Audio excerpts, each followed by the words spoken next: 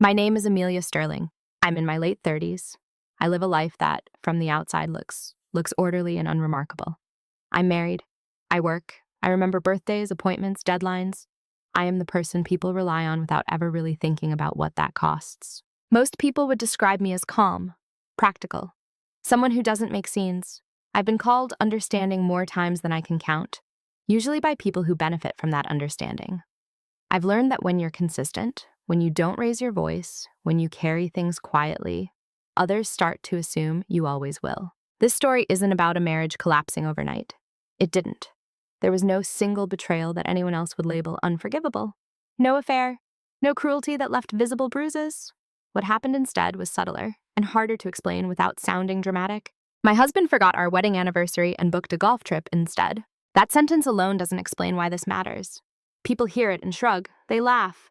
They say things like, men are bad with dates, or at least he was honest, or you're overthinking it. And for a long time, I agreed with them. Or at least I pretended to. This isn't a story about revenge. I didn't punish him. I didn't embarrass him. I didn't explode or issue ultimatums. What I did was quieter than that. I made a decision the night I realized something simple and devastating. Neglect becomes clear when priorities speak. What you're about to hear is the emotional journey of a woman who was never shouted down, never forbidden from speaking, just slowly edited out of importance. It's about how that kind of neglect reshapes you. How does it train you to minimize yourself? And how awareness, once it arrives, doesn't always announce itself with anger. Sometimes it arrives with stillness. I'm telling this story honestly, not to vilify anyone, and not to present myself as flawless or heroic. I stayed longer than I should have. I ignored things I understood perfectly well, and I accepted explanations that didn't match the evidence in front of me. But this is also a story about choosing clarity over comfort, about what happens when you stop asking to be seen and start paying attention to what people actually choose. Before I go any further, I want to ask you something gently, without judgment. Have you ever realized that the absence of effort hurts more than any argument ever could? For a long time, I believed my role in people's lives was simply to make things smoother. I was the one who remembered, the one who adjusted, the one who filled in the gaps so no one else had to notice they were there. If a dinner needed to be rescheduled, I moved my plans. If someone forgot something important, I reminded them, gently, without making it a problem. I thought this made me considerate, mature, easy to love. To my husband, I was solid. That was the word he used most often. Solid like a schedule that never changes. Solid like furniture you stop noticing because it's always in the same place. He trusted me completely, not because I demanded anything, but because I never disrupted his world. When people asked him about me, he spoke warmly but vaguely. I was supportive, understanding, low drama, compliments that sounded kind, but always described what I didn't do rather than who I was. At work, it was the same. I was the person whose projects ran through quietly. Deadlines were met, conflicts softened before they escalated. If something went wrong, I fixed it before it became visible. If something went right, it simply felt normal, expected. No one questioned whether I was tired or bored or lonely. And I didn't volunteer that information. I had learned early that visibility often comes with consequences. When you're the calm one, people lean on you. When you're the reasonable one, they assume you'll understand. So I made myself useful, reliable, predictable. I told myself that being needed was a kind of being loved. What I didn't realize was how quietly that identity can shrink you. Over time, my needs became negotiable, flexible, optional. If plans conflicted, mine were the ones that moved. If time was limited, my share was the one that disappeared. Not because anyone demanded it, because I made it easy. There was never a conversation where someone said, "You matter less." There didn't need to be. It showed up in small ways, in how decisions were announced to me instead of discussed, in how my preferences were remembered last, if at all, in how people assumed I would be fine, even when no one had asked. I told myself this was adulthood, marriage, compromise. But there was a difference I didn't want to see yet. Compromise goes both ways. Invisibility only goes one. I became very good at minimizing myself before anyone else had the chance. I softened my reactions. I framed disappointment as practicality. I learned how to smile in moments where something quietly important to me had just been dismissed. And because I didn't protest, the story about me solidified. Amelia's fine. Amelia doesn't mind. Amelia understands. What people didn't see, and what I barely acknowledged myself, was that understanding without reciprocity slowly turns into erasure. I wasn't unhappy all the time. That's important to say. There were good days, comfortable days, Long stretches where nothing seemed wrong enough to justify questioning everything. That's how this kind of dynamic survives. It doesn't injure you sharply. It dulls you. I still laughed. I still showed up. I still did my part. But somewhere along the way, I stopped expecting to be chosen intentionally. I stopped waiting for anyone to notice what it cost me to be so easy to live with. I had become essential and replaceable at the same time. Looking back, I can see how clearly my role had been defined. Not by malice, not by cruelty, but by habit, by convenience, by my own silence. At the time, I thought this was a strength. I didn't yet understand that strength without boundaries teaches people exactly how little effort is required to keep you. I can still point to the moment when something shifted. Not because it was dramatic, but because it was the first time I noticed myself pausing. It wasn't our anniversary. It wasn't even close to that. This happened earlier in a way so ordinary that I almost dismissed it entirely. We were supposed to have dinner together, nothing formal.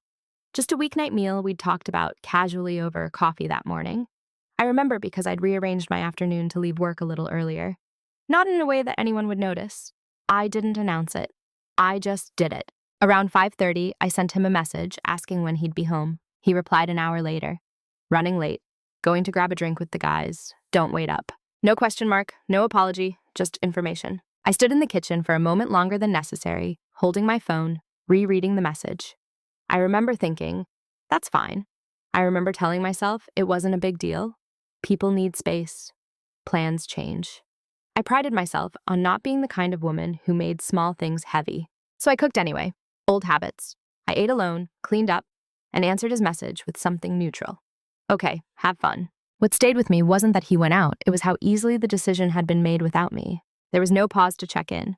No sense that the evening we'd mentioned mattered enough to confirm. And maybe it didn't. That's what I told myself. But something about the speed of it, the casual certainty, caught my attention. When he came home later that night, he was cheerful, relaxed. He kissed my forehead, told me I should have joined them sometime. I smiled and said, maybe. The moment passed. To him, it probably never existed. To everyone else, there was nothing to see. But for me, it was the first small cut.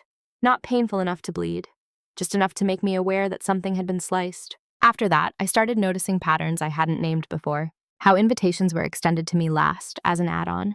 How decisions were framed as done deals. How often I was expected to adapt rather than be consulted. None of it was cruel. That's what made it confusing. If it had been cruel, I would have known what to do. Instead, it was mild, reasonable, deniable. And because it was small, I kept it to myself. I didn't bring it up with friends. If I mentioned it at all, I laughed it off. It's nothing. I'm just tired. I had learned that voicing small disappointments makes you sound petty, and I worked hard not to be that woman. So I made excuses for him. He was busy, he worked hard, he assumed I'd understand, because I always did. What I didn't realize was that understanding, offered too freely, teaches people not to check. That night didn't change anything on the surface. Our routine stayed the same. We still talked about our days. We still made plans. I still adjusted when those plans shifted. But internally, something had been logged. I didn't accuse. I didn't confront. I didn't demand more. I simply remembered. And that, I would later learn, was the beginning of everything. Once you notice the first small cut, you start seeing how often it happens. Not all at once. Gradually. Like learning a new language you never wanted to speak. At first, it's just isolated words, then phrases. Eventually, you understand full sentences without needing to translate. After that night with the canceled dinner, nothing outwardly changed. And that's what made it so easy to dismiss what I was feeling. There was no escalation, no apology needed because, technically, nothing had gone wrong. So I told myself it was an exception, but exceptions have a way of repeating themselves. Plans would be mentioned in passing, never confirmed, then quietly replaced by something else. Weekends would fill up around me instead of with me. I'd hear about decisions after they'd already been made, framed as inevitabilities. I didn't think you'd mind. I figured you'd be okay with it.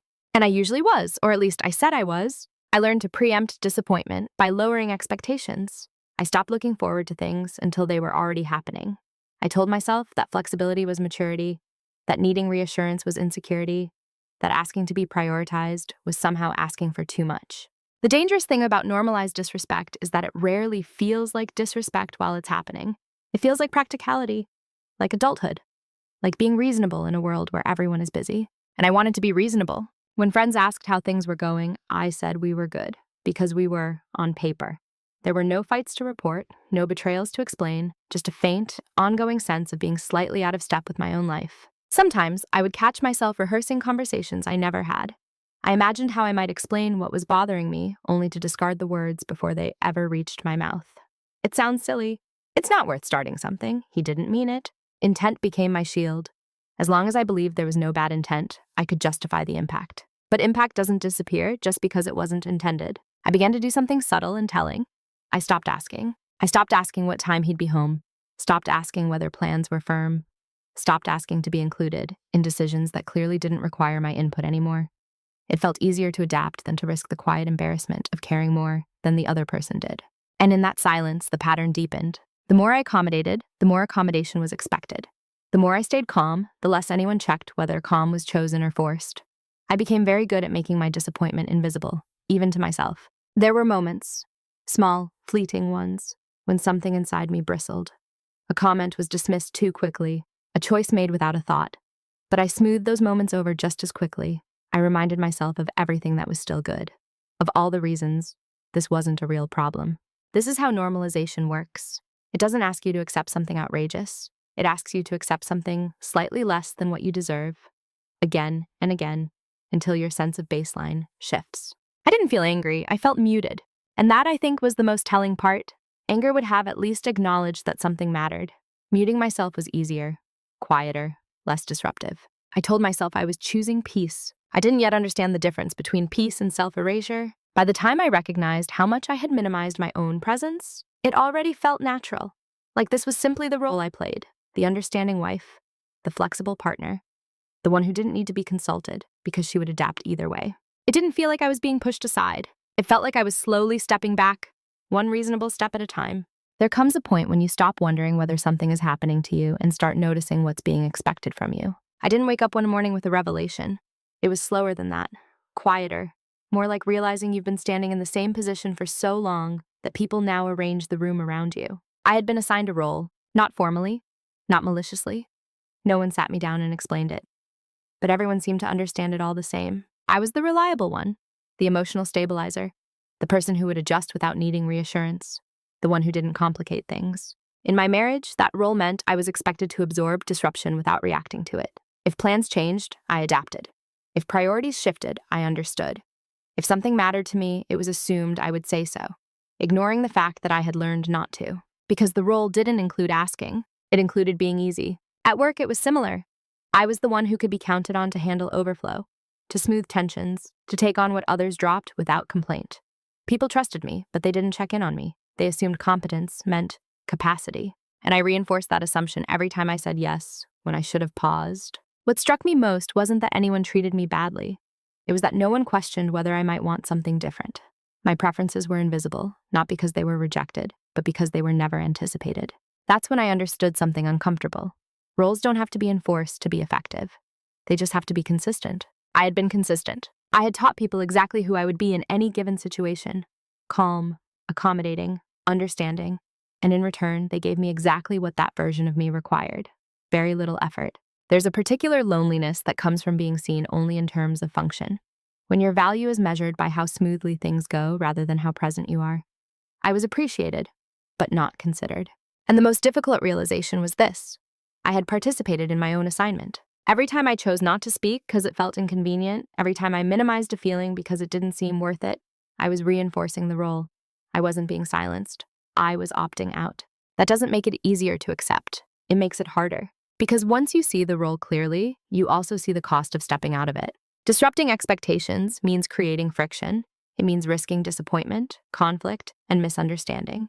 And for someone who has built an identity around being steady, that risk feels enormous. So I stayed in place. I told myself that reliability was a strength.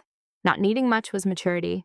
That being chosen quietly, indirectly, was enough. But beneath that story was another truth I hadn't named yet. I was no longer being chosen at all. I was being assumed.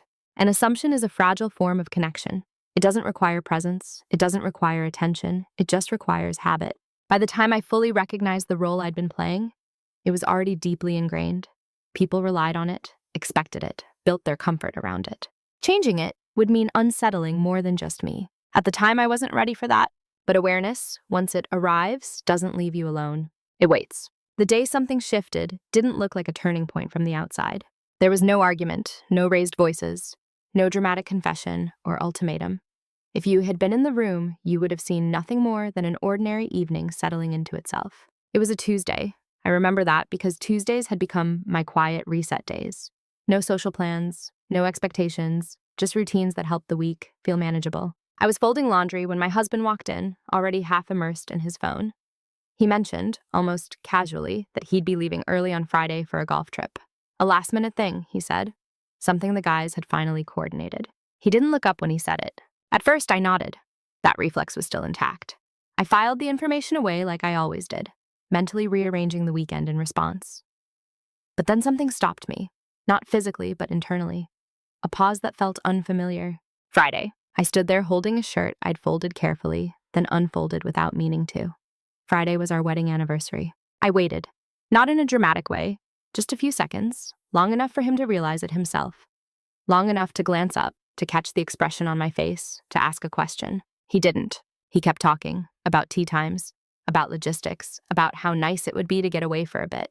And in that moment, something very clear settled over me. This wasn't forgetfulness. This was prioritization. I didn't interrupt him. I didn't remind him. I didn't correct the oversight or offer him a chance to recover. For the first time, I let the silence stay exactly where it was, because I suddenly understood something I had been avoiding for years.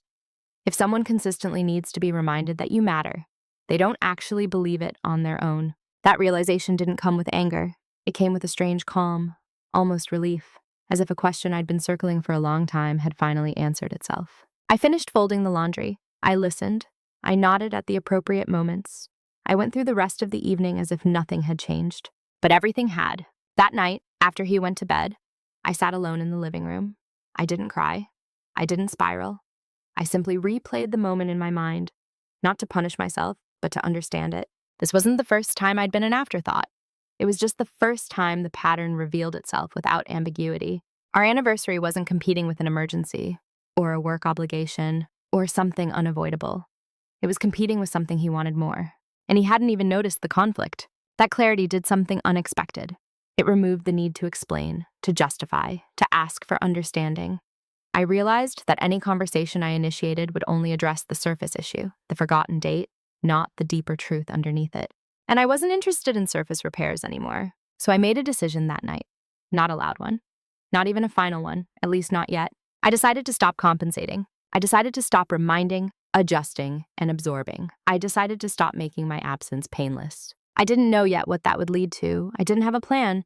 I only knew that continuing as I had been would require pretending I hadn't seen what I now clearly had. And I was no longer willing to do that. The shift wasn't visible. No one else would have marked that night as significant. But for me, it was the moment I stopped asking myself why I wasn't being chosen and started accepting the answer. After that night, nothing changed, and that was the point. At least nothing changed on the surface. I didn't confront him about the anniversary. I didn't remind him as the week went on. I didn't bring up how the date was approaching or ask what we were doing to celebrate. I let the silence remain intact, not as punishment, but as observation. For the first time, my quiet wasn't automatic, it was intentional. I wanted to see what would happen if I stopped managing the emotional labor for both of us. If I didn't smooth over gaps or correct oversights. If I allowed things to unfold exactly as they would without my intervention. The result was sobering. Friday came. He left early, suitcase in hand, cheerful and distracted. He kissed my cheek on his way out, told me he'd call later, and reminded me where he'd left the spare keys. There was no pause, no flicker of recognition, no last-minute realization. I stood in the doorway and watched him go, feeling something quiet settle into place. This wasn't cruelty, it was certain. When someone truly sees you, your absence creates friction. It interrupts their sense of normal. My absence didn't do that. It fit seamlessly into his plans. That weekend, I didn't make myself scarce in protest. I didn't withdraw affection or create tension. I simply existed without filling in the usual spaces. I didn't text first. I didn't ask how things were going. I didn't remind him to check in. When he called, I answered politely. When he didn't, I noticed. Silence, I realized, has a different texture when it's chosen. Before, my quiet had been a habit, a reflex.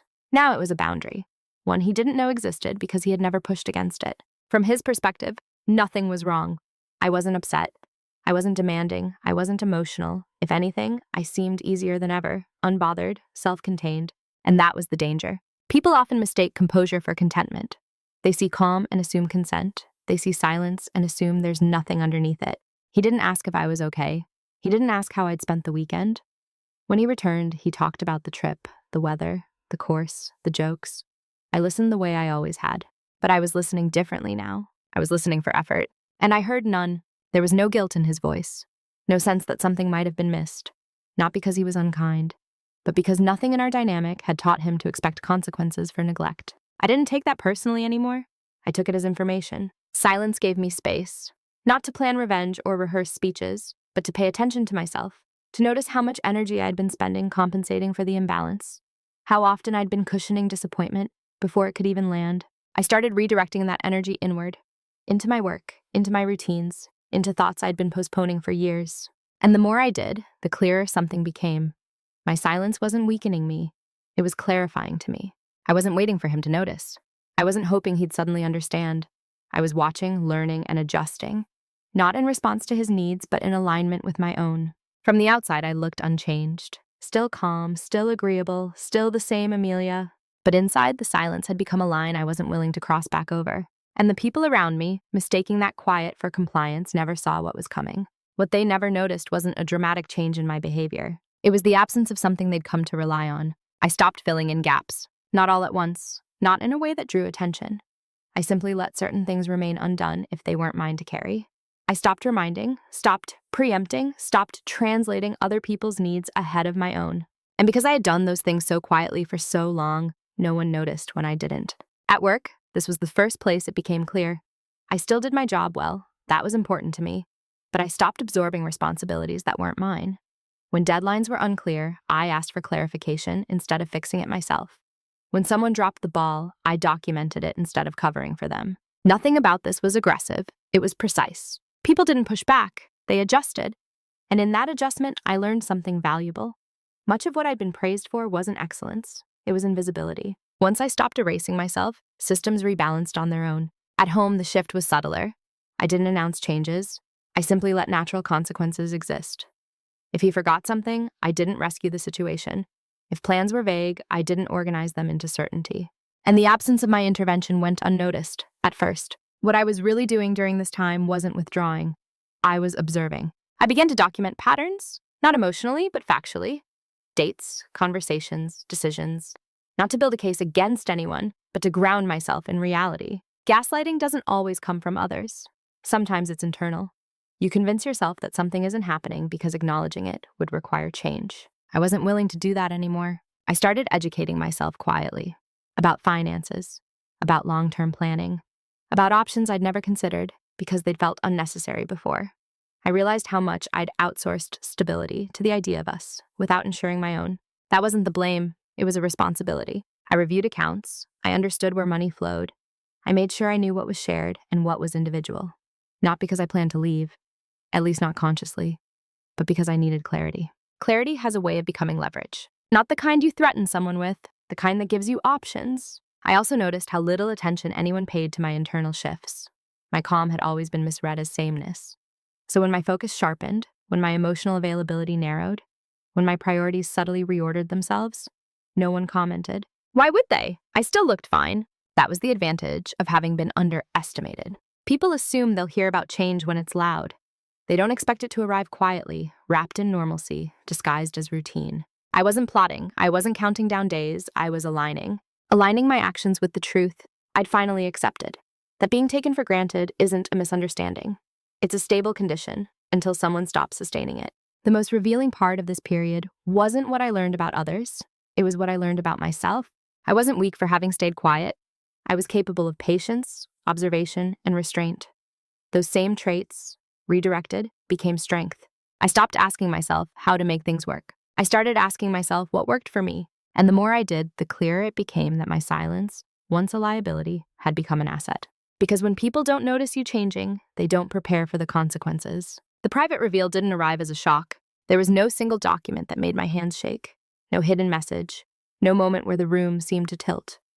What I discovered unfolded slowly, through accumulation, through clarity, finally meeting honesty. It began with numbers. I had always known the general shape of our finances. Who paid what? Where did money come from? What was shared? What wasn't? I had trusted the structure because it had never appeared unstable. But trust without understanding is just optimism, and I had relied on optimism for too long. So I looked closer, not suspiciously, methodically. I reviewed statements. I traced patterns. I compared assumptions to facts. And what emerged wasn't wrongdoing or deception, it was imbalance. I realized how much financial flexibility I had quietly created over the years without ever naming it. Savings I'd built through consistency. Accounts that existed because I'd been the one to think long-term. Skills I'd acquired because I'd always prepared for contingencies no one else worried about. I wasn't dependent in the way I'd assumed. That was the first reveal. The second was harder to admit. I saw clearly how much of our shared life depended on my emotional labor. My planning, my remembering, my smoothing. The marriage didn't function because it was mutually maintained. It functioned because I had been maintaining it. And once I stopped doing that automatically, the structure looked thinner than I'd ever allowed myself to see. There was no villain in this realization, just a truth I had avoided because it demanded something of me. The most sobering part wasn't discovering leverage. I realized I had always had it. I just never thought I was allowed to use it. Leverage isn't always about power over someone else. Sometimes it's about power away from a situation. The ability to choose differently without collapse. The knowledge that your stability doesn't hinge on someone else's attention or approval. That knowledge changes how you breathe. I remember sitting alone one evening, documents spread neatly across the table, feeling something close to peace. Not relief, not triumph, just groundedness. I wasn't trapped, and once you know that, you can't unknow it. I didn't tell anyone what I'd learned. Not friends, not family, not my husband. This wasn't information meant to be shared. It was meant to orient me. People often imagine clarity as something loud, a confrontation, a declaration. But the most important truths are often absorbed in silence because they rewire you from the inside out. I didn't rush to act on what I'd discovered. I let it settle. I watched how my perspective shifted in small ways, how conversations landed differently, how his assumptions no longer felt binding. I noticed how often I'd once asked myself, how do we fix this? And how naturally that question had been replaced with, do I want to? That was the real reveal. Not that I could leave, but that I could choose. Choice has a gravity to it. Once it exists, everything else reorganizes around it. I hadn't made a decision yet, but the conditions had changed. The ground beneath me was no longer fragile, and because no one else sensed that shift, I was afforded something rare. Time. Time to think without pressure. Time to observe without reacting. Time to let the truth settle until it no longer frightened me. The reveal wasn't something I announced. It was something I accepted. Quietly, fully, permanently. Once you know you have a choice, you're forced to face something far more uncomfortable than staying stuck. You have to decide what kind of life you're willing to live on purpose. The decision point wasn't dramatic. It didn't arrive with urgency or fear. It came quietly, during an ordinary morning when I realized I was no longer confused. Confusion had been my refuge for years. As long as things were unclear, I could justify waiting to talk, waiting to see if things improved, waiting for effort to appear on its own. But clarity removed that shelter. I could see the options plainly now, and none of them were abstract. I could stay exactly as I was, calm, accommodating, quietly diminished, and accept that this was the shape of my marriage. Not broken, not abusive, just perpetually asymmetrical. A life where I was reliable, but not prioritized, present, but not centered. Or I could demand change. That option tempted me briefly. The idea of sitting him down, laying out everything I'd noticed, asking him to finally see me. But when I imagined it honestly, I felt something unexpected. Exhaustion. Not because the conversation would be hard, but because I already knew how it would go. He would apologize. He would feel bad. He would promise to do better. And for a while, he probably would. Effort would appear in bursts, driven by guilt and fear of loss rather than genuine awareness. And then, slowly, things would return to normal. Because you can't negotiate your way into being someone's priority. You either are or you aren't. The third option was the one I hadn't let myself consider until now. I could choose myself without asking permission. That didn't necessarily mean leaving immediately. It meant acting in alignment with the truth instead of waiting for it to become comfortable for someone else. That option felt irreversible. Not because it required an announcement, but because it changed how I saw everything. Once you stop compensating, once you stop negotiating your worth, there's no return to ignorance. Even if you stay differently. I remember standing in the shower that morning, water running, realizing that nothing external needed to change for the decision to be made. I didn't need a final offense. I didn't need proof beyond what I already had. Neglect doesn't become clearer with repetition. It becomes clearer with honesty. The question wasn't, can this be fixed? Why would I continue to fix something alone? So I chose the path that preserved my integrity. I decided I would stop building my life around someone else's indifference. I would move forward quietly without confrontation, without demands, without emotional bargaining. Not out of strategy, but out of respect for myself. That decision didn't feel empowering in the way people imagine empowerment. It felt steady, grounded, like finally placing weight on a leg that had been there all along. I didn't know exactly where it would lead, but I knew where it wouldn't. It wouldn't lead back to waiting. And that was enough. That surprised me. I'd expected anxiety, second guessing, maybe even fear. Instead, what settled in was something steadier. Focus. When you stop debating whether to act, all that's left is how, and how doesn't need an audience. I didn't announce anything. I didn't hint. I didn't withdraw affection in a way that could be interpreted as punishment. I continued exactly as before, which made what I was doing invisible by default. That invisibility worked in my favor. I started with structure. Practical things, the kind that don't look emotional, but quietly determine your future. I separated what could be separated without drama, updated passwords, organized documents, made copies of things I'd never needed to duplicate before. I didn't hide them. I just made sure I knew where everything was. At work, I requested a role adjustment that aligned more closely with my actual responsibilities. Framed it as efficiency, sustainability.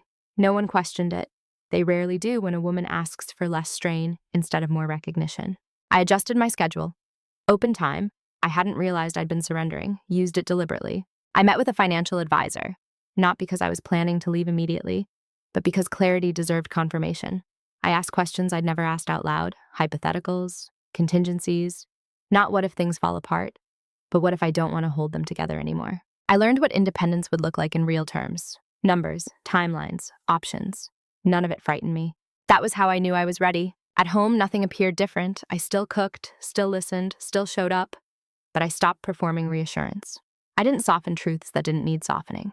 I didn't volunteer emotional labor unless it was reciprocated. If something was forgotten, it stayed forgotten. If a plan dissolved, it stayed dissolved. He didn't notice, not because he didn't care, but because the system still functioned. I had always been careful to dismantle things in ways that didn't cause collapse. Moving in silence isn't about deception. It's about not inviting interference. I didn't owe anyone my process, especially not someone who hadn't noticed my absence when it mattered. There were moments, late at night, alone, when I checked myself, asked whether I was being unfair, whether I was avoiding a necessary conversation. But avoidance feels like fear. This didn't. This felt like alignment. I wasn't punishing him by preparing for a future that included me fully. I was honoring myself by no longer betting my life on potential. And the more quietly I moved, the more stable I felt. He still assumed we were fine. That assumption, once comforting, now felt like confirmation. He believed stability existed without effort because it always had. He didn't see the scaffolding being removed. That wasn't cruelty. It was a consequence. When you've been underestimated long enough, discretion becomes a form of safety. People don't question what doesn't disrupt them. They don't investigate what still benefits them. So I kept going, paper by paper, choice by choice, without announcement, without spectacle. I wasn't disappearing. I was preparing to stand where I could no longer be ignored. The consequences didn't have an impact. They arrived in confusion. At first, it showed up as an inconvenience, small, almost laughable disruptions that didn't seem connected to anything important. A missed reminder, a plan that didn't quite come together, a detail that slipped through because I hadn't caught it in advance. He noticed those things, but only as isolated incidents. He'd ask lightly, "Didn't we talk about this?" Or, "I thought you were handling that." And I would answer honestly, calmly. I didn't realize it was my responsibility. There was no edge in my voice, no accusation, just clarity. That was new. At work, the shift was more visible. Projects that had once moved seamlessly now required more coordination. Meetings ran longer.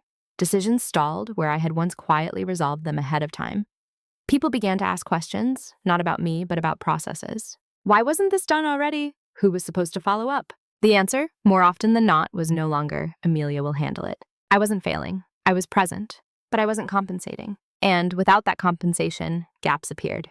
What surprised me was how quickly those gaps created discomfort. Not anger, but unease. People don't panic when something breaks suddenly. They panic when something they assumed was stable turns out to have been quietly maintained all along. At home, the effect was slower. He started forgetting things that had never been a problem before. Appointments, arrangements, social obligations that had once been magically organized. He seemed mildly unsettled by it, though he couldn't name why. I watched this without satisfaction or resentment. I wasn't waiting for him to suffer. I was observing how much of our shared life had relied on my invisible effort. There was a moment, small but telling, when he asked, "Have you been upset with me?" Not because I'd expressed anger, but because the system felt different. I looked at him and realized something quietly important. He was sensing loss without knowing its source. And that's what happens when consequences begin before explanations. People feel destabilized, but they don't know what to repair. I didn't reassure him the way I once would have. I didn't rush to smooth the moment. I answered simply. No, I said. I've just been focusing on myself more. That was the truth. He nodded, uncertain. The conversation moved on, but something had shifted between us, not dramatically, not visibly, but enough that he could feel it. The emotional safety net I'd always provided was no longer automatic. At work, colleagues began stepping up, taking ownership, making decisions without defaulting to me. It wasn't chaos, it was a redistribution. And watching that happen confirmed something I hadn't fully trusted yet. I hadn't been essential because I was irreplaceable. I'd been essential because I was willing. That distinction mattered. As the weeks passed, the consequences accumulated. Not in a way that demanded confrontation, but in a way that eroded assumptions. He started asking more questions, checking timelines, confirming details, things he'd never needed to do before. It frustrated him. Not at me exactly, but at the feeling that something was off. He didn't know that the effort he was now expending was the effort I had been carrying alone for years. And I didn't explain it, because consequences don't need narration to be real. I felt something I hadn't felt in a long time, equilibrium. Not because things were perfect, but because they were honest. The imbalance was no longer hidden. It was simply becoming visible to the people who had benefited from it. And once visibility arrives, there's no going back to innocence. The consequences had begun, not as punishment, but as truth asserting itself. Quietly, inevitably. The first sign of panic wasn't emotional, it was logistical. He started double-checking things he'd never thought about before, asking where the documents were, asking what time certain commitments were, asking questions that carried an unfamiliar edge, not anger, but uncertainty. It was subtle, but I noticed it immediately. People don't panic when they know where they stand. Panic comes from losing a sense of orientation. He was losing his. At first, he framed it as concern for me. You seem different lately. Are you sure you're okay? The questions sounded caring, but they weren't rooted in curiosity. They were rooted in discomfort. The system had changed, and he wanted it restored. I answered honestly, without elaboration. I'm fine. And I was. That was the strange part. The calmer he became externally, the more unsettled he seemed. He tried small repairs, bringing home dinner unexpectedly, suggesting we plan something together, mentioning the anniversary in passing, late, cautiously, as if testing the ground. I didn't reject these gestures. I accepted them for what they were. Responses to instability, not recognition. And recognition was what I needed. You can tell when effort is driven by fear rather than awareness. It arrives suddenly. It feels urgent. And it doesn't come with understanding. It comes with a need to undo discomfort. By the time he noticed something was wrong, the ground had already shifted beneath me. I was no longer waiting for him to catch up. There was a moment, quiet but unmistakable, when he realized he was behind. When he asked, "Why didn't you say something sooner?" That question carried more weight than he intended. Because I had, just not in words. I'd said it consistently, in patience, in years of making myself easy to overlook. And now that I'd stopped, he felt the loss without knowing how to reclaim it. Regret arrived for him in fragments. He'd mention memories as if checking whether they still held meaning. He'd apologize for things he couldn't quite name. He'd ask what I needed, too late and too broadly. I watched this with a kind of distant compassion, not because I felt superior, but because I recognized the moment for what it was. This was the phase where repair becomes performative, where the desire isn't to understand what was missed, but to return to how things were before the consequences arrived. But I wasn't interested in restoration. I had already moved. The hardest part wasn't resisting the urge to explain. It was resisting the instinct to comfort him through his discomfort. That had been my role for so long, absorbing tension, smoothing regret, making it safe for him to process. I didn't do that anymore. Not out of cruelty, out of respect for the truth. Because some things can't be fixed once they've been seen clearly. You can apologize for forgetting a date. You can't apologize someone back into being a priority. By the time he tried to fix it, I had already festive something in myself. I no longer needed him to see me in order to know my worth. And that made his panic irrelevant. Not meaningless, not malicious, just ineffective. It wasn't that I had closed my heart. It was that I had closed the door on waiting. The confrontation didn't happen because I demanded it. It happened because he couldn't sit with uncertainty anymore. One evening after dinner, he asked if we could talk. His voice was careful, controlled in a way that suggested he'd been rehearsing. I nodded and sat across from him, hands folded, posture relaxed. I wasn't bracing for impact. That was the first difference he noticed. He started by saying he felt distance. Those things felt off. He asked whether I was angry with him, whether he'd done something wrong. The questions came quickly, stacked on top of one another as if momentum might carry them somewhere safer. I let him finish. Then I said calmly, "I'm not angry." He looked relieved for a moment, then confused. Because anger would have made sense. Anger would have meant there was still something to fix. I told him I had stopped compensating. That was the phrase I used. Not withdrawing, not punishing, compensating. I explained, briefly, without examples or accusations, that I had been carrying more than my share for a long time. That I had mistaken being adaptable for being okay. That was when our anniversary passed without acknowledgement. Something clarified for me. He tried to interrupt, to apologize, to explain, to reframe it as a mistake. I held up a hand, not sharply, just enough. "This isn't about the date," I said. "It's about the pattern." He asked why I hadn't said something sooner. I answered honestly, because I didn't realize how much I'd been shrinking until I stopped. There was no shouting, no tears, no raised voices, just the sound of someone finally hearing a truth that couldn't be negotiated. He told me he loved me, that he never meant to hurt me, that he was willing to try harder. I believed him, and that was the problem. Effort offered after consequence isn't the same as care offered freely. It's reactive, conditional, tied to fear of loss rather than understanding of presence. I told him I wasn't asking for promises. I was explaining a decision, that this wasn't a conversation about fixing things the way they were. It was a conversation about acknowledging that the way they were had already changed me. He asked quietly whether this meant I was leaving. I said, "It means I'm choosing myself." That answer unsettled him more than any ultimatum could have, because it didn't center him. The conversation ended without resolution. Not because it failed, but because some things don't resolve through agreement. They resolve through acceptance. We sat there for a while after, the air between us calm but altered. I didn't feel triumphant. I didn't feel vindicated. I felt clear. And clarity, I had learned, doesn't need to be loud to be final. Who I am now doesn't look dramatically different from who I was before. That surprises people when they see me. I didn't change my appearance in a symbolic way. I didn't cut my hair or move cities or reinvent myself overnight.